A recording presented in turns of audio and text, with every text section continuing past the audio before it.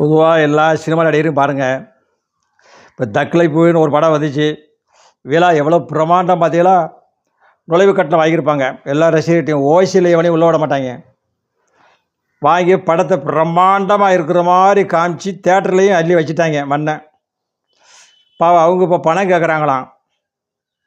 தேட்டரில் படம் சரியாக உடலை நஷ்டஈடு வேணும்னு சொல்லி கேட்க போகிறாங்க. இது ஏன் சொல்கிறோம்னா, பட விழாங்கிற பேரில் சில நடிகர்கள் தங்களை பற்றி பெருமையாக பேசிக்கிறாங்க. தான் உத்தமன், எங்களை சார்ந்த நடிகர்களெல்லாம் நன்றாக இருக்கிறார்கள், நன்றாக வசதியாக வாழ்கிறார்கள். நான் ரசிகர் வாழ்கிறாங்களா? உங்கள் பெற்றவங்க வாழ்கிறாங்க அப்படின்னு சொல்கிறாங்க. பெற்றவங்க தான் காரணம், எல்லாம் சரி தான். ரசிகர் தானே வாழ வைக்கிறாங்க. அவங்கள என்ன செய்ய போகிறீங்க? வரிசையாக போயஸ் கடலில் வீடு வாங்கி போட்டிருக்காங்க. கோடிக்கணக்கில், கோடிக்கணக்கு நடிகைகள்லாம் பார்த்தீங்கன்னா கோடிக்கணக்கில் போயஸ் கடலில் வீடு. ரசிகருக்கு ஒரு செங்கலாவது கட்டி கொடுத்துருக்கீங்களா? ஒரு தொழிற்சாலை கிடையவே கிடையாது. இவங்க செங்கலை பற்றி பேசுகிறாங்க. எல்லா நடிகரும் அரசியல்வாதிகளையும் செங்கலை பற்றி பேச ஆரம்பிச்சிட்டாங்க. ஒரு செங்கலை உருவ முடியாதுன்னு. உருவக்கூடிய காலம் வரும். அப்போலாம் காத்திருக்கு. அப்போ தெரியும்.